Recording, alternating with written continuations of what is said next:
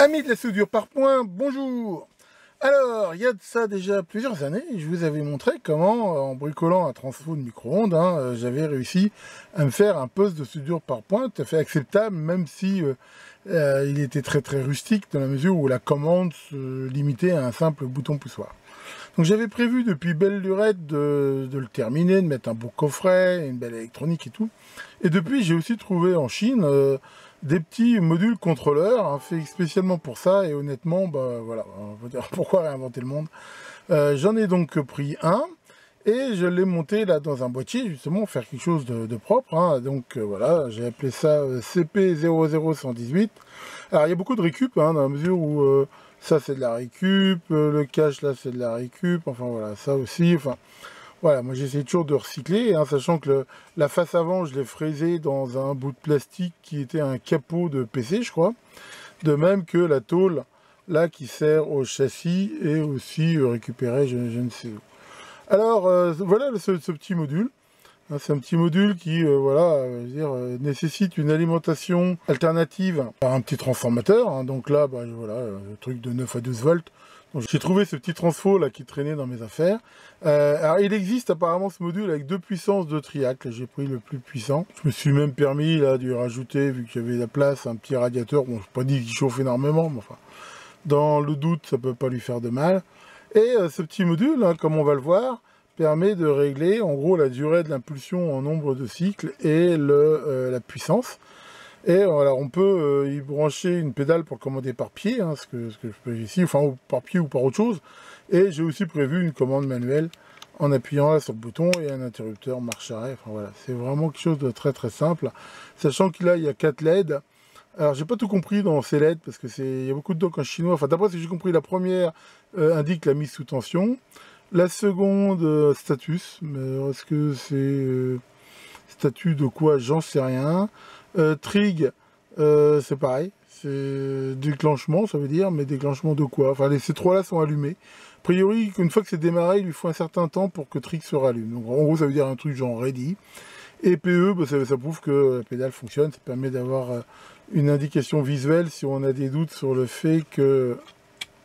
qu'il y a un bon contact. Et voilà, c'est vraiment très simple à brancher. Donc là, voilà, j'ai fait ce truc-là, je vais faire un truc un peu propre. J'ai rajouté bien sûr un fusible en série avec le tout. D'après mes calculs, un temporisé 6 ampères, ça devrait faire la maille par rapport à mon truc. Et là, j'ai plus qu'à raccorder ça sur des dominos, sachant que là, il y a aussi, j'ai prévu une terre, bien sûr par sécurité pour relier tout ça. Donc voilà ce petit module. Donc je l'ai testé avant en fait de mettre les étiquettes parce que justement je voulais être sûr de à quoi correspondaient les boutons. Donc, je vais vous montrer exactement comment j'ai mesuré un petit peu la tension de sortie et on voit très bien comment ça fonctionne. Alors voyons cela. Voilà, alors pour tester, j'ai branché le bignou vite fait alors, sur un petit transfo. L'idée c'est de regarder en fait qu'est-ce qui se passe à la commande primaire. Il est évident que dans le montage final, là ça sera un gros transfo de micro-ondes pour fournir des ampères. Mais là, ça fait une charge suffisante.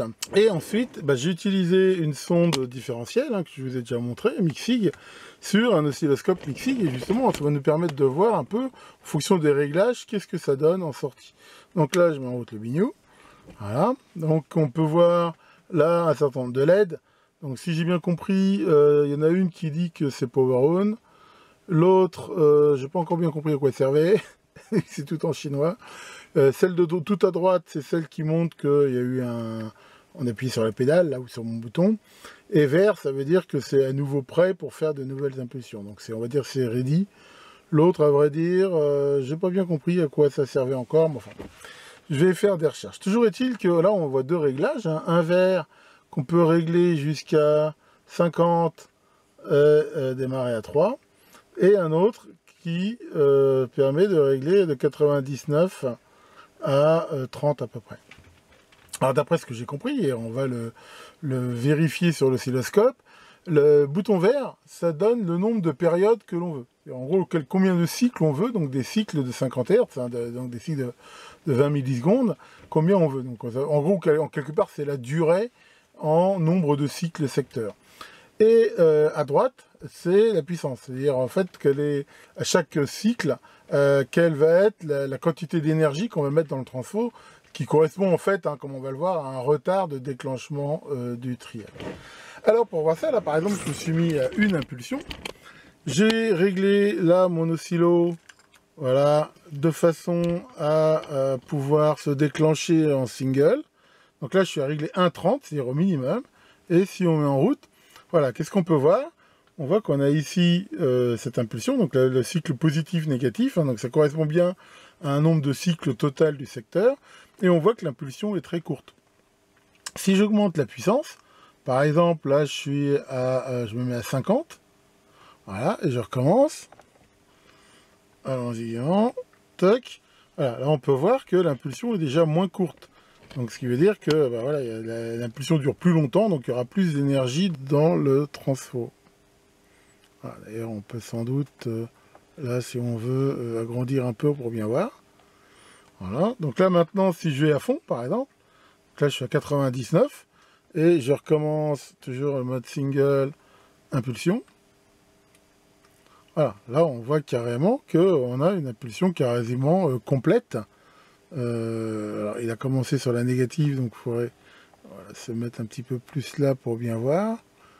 Voilà, je recommence.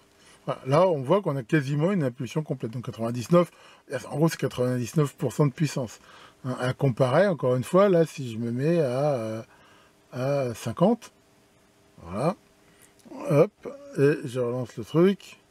Voilà, on voit bien qu'on a une demi-onde en fait. Donc voilà, en faisant ça, bah, ça permet de régler un petit peu différentes choses. En gros, c'est l'énergie qu'on veut par cycle et le nombre de cycles. Donc là, si maintenant je reviens là au minimum et que par contre je demande, je sais pas, moi par exemple 3 cycles, ou voilà, 3 cycles.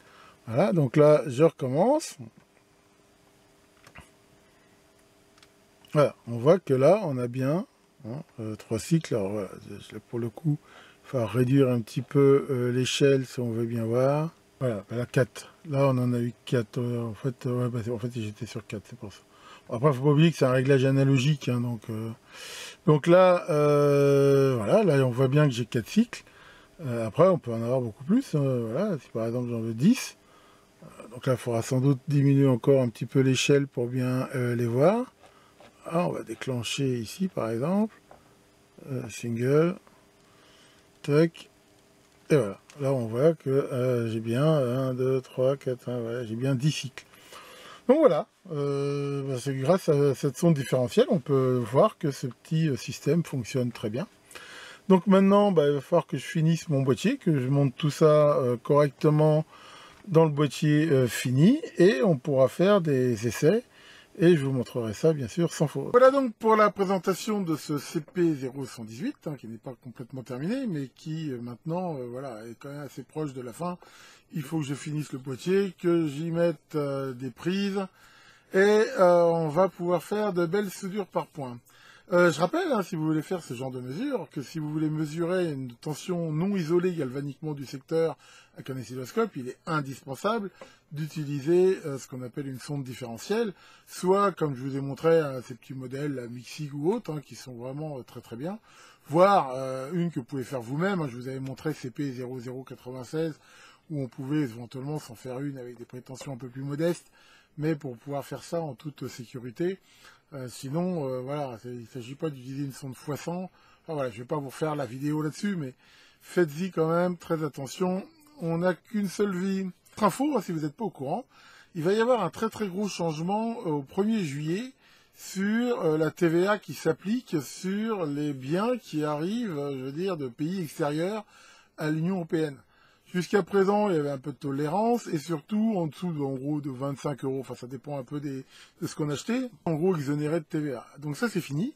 La TVA s'applique même sur un truc de 1 €. Hein, d'après ce que j'ai compris, hein, j'ai reçu un courrier dans ma boîte aux lettres ce matin, et j'ai lu différents articles là-dessus. Ce qui veut dire que quand vous serez livré après le 1er juillet d'un truc, imaginez que vous avez commandé maintenant un truc de 2 € en Chine, vous êtes livré après le 1er juillet par votre facteur, en théorie, il va vous demander deux choses, 40 centimes de TVA, 20% de taxes, et surtout 8 € de frais de gestion. Hein, c'est ce qu'ils m'ont dit dans la boîte aux lettres. Et évidemment, sur des trucs à 1 ou 2 euros, payer 8 euros, c'est assez fort. Alors, j'ai pas bien compris si ça allait s'appliquer, je veux dire, sur les commandes passées après le 1er juillet, mais d'après ce que j'ai compris, non, c'est la livraison. Ce qui fait que moi, par exemple, j'ai quelques trucs comme ça, à 1 ou 2 euros en attente de commande, hein, qui arrivent lentement. C'est évident que si on me demande 8 euros pour un truc à 1 euro, je vais sans doute le refuser. En même temps, enfin, changer les règles du jeu comme ça un petit peu en cours de route, je trouve ça un peu cavalier. En toute honnêteté, moi je suis pas du tout contre le fait d'appliquer la TVA sur tout. Il n'y a pas de raison qu'il y ait du dumping. Moi, ok, aucun problème. C'est un petit peu la façon de le faire. Parce que d'abord, je sais même pas comment ils vont faire, concrètement. Moi, je vois souvent la factrice qui passe devant chez moi, sa camionnette, elle est remplie de petits colis chinois. Si, à chaque fois qu'elle le délivre, il faut qu'elle sonne, qu'elle demande aux gens, leur explique, parce que souvent, ils seront pas au courant, qu'en plus, ils doivent payer 8 euros et tout. D'après ce que j'ai vu, en plus, on peut payer qu'en chèque ou en liquide. Je sais pas comment elle va faire. Sa tournée, elle va durer 10 semaines, quoi. Sans compter en liquide, ça me paraît un peu dangereux, parce que ça peut peut-être en tenter certains d'attaquer les poussiers, ce qui me paraît pas une très bonne idée. Et puis, enfin, je veux dire, ça va être un truc de ouf. Donc, je sais pas. Ça me paraît quand même un truc... j'ai encore l'impression qu'ils ont fait des lois qui peut-être sont pas mauvaises dans le principe, mais sans tellement penser à l'application de ça. Enfin, ça va être un beau bordel. Ce qui est sûr, c'est que, enfin, ce que je vous conseille, et c'est du moins ce que je vais faire moi, c'est qu'en attendant que ça se normalise un peu, qu'on comprenne un peu mieux comment ça marche, quand vous achetez des trucs sur des sites comme Ali ou Banggood ou autres, souvent on peut choisir le dépôt d'où c'est envoyé. Et quand on prend un dépôt en Europe, hein, par exemple, il y a des dépôts en Pologne, en Allemagne, en Espagne. Avant, il y avait les Anglais, mais avec le Brexit, maintenant, ils sont considérés comme les Chinois. Vous pouvez prendre directement chez eux. Et là, normalement, il n'y a pas de frais de douane, vu que ça... En gros, la douane a déjà été faite, vu que c'est expédié d'Europe. Bien sûr, le prix est aussi plus élevé. D'abord, parce que déjà, il y a la TVA, mais souvent, il est élevé de bien plus que la TVA, pour les raisons de manutention. Enfin, j'ai jamais trop compris un petit peu ce truc, mais...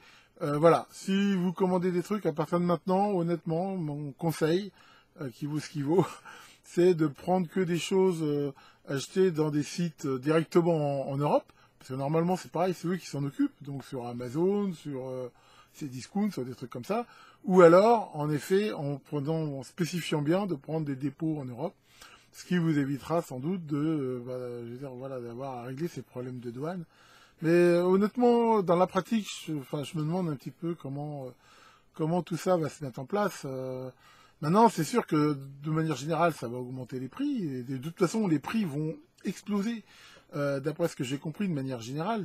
Pas simplement à cause de ça, à cause de pénuries, d'augmentation, d'une volonté aussi, d'après ce que j'ai compris. Hein. Je vous conseille de regarder les vidéos de Charles Sana qui explique ça très très bien. Un petit peu de la politique générale. Une façon de rembourser les dettes, c'est de relancer une inflation. Mais voilà, ce qui est sûr, c'est que généralement, les pauvres salariés, c'est ceux qui sont augmentés en dernier, ce qui veut dire que votre pouvoir d'achat va sans doute baisser de façon drastique. Aussi que vos économies vont aussi fondre comme neige au soleil. Donc si vous avez un peu d'économies, je pense qu'il est temps de les dépenser dans des choses plus tangibles. Ils subiront moins ces aléas inflationnistes. Bon, à minima, de toute façon, ce que je vous conseille, c'est voilà, renseignez-vous. On trouve pas mal quand même d'infos sur le net. Mais si vous commandez des trucs maintenant, voilà, soyez prudents parce que vous allez peut-être avoir des mauvaises surprises. Ah, Maurice, ça va, Maurice? Qu'est-ce que tu dis? Tu dis qu'il fait chaud. Eh oui, c'est vrai, il fait chaud, Maurice, ça c'est chiant, surtout pour les gros comme moi. Qu'est-ce que tu dis? Tu dis qu'il faudrait que je surveille mon poids. Tu sais, mon poids, il risque pas de se barrer, malheureusement. J'espère que les rapetous de la taxe, hein, comme chantaient les inconnus, vous épargneront, et à très bientôt pour de nouvelles vidéos.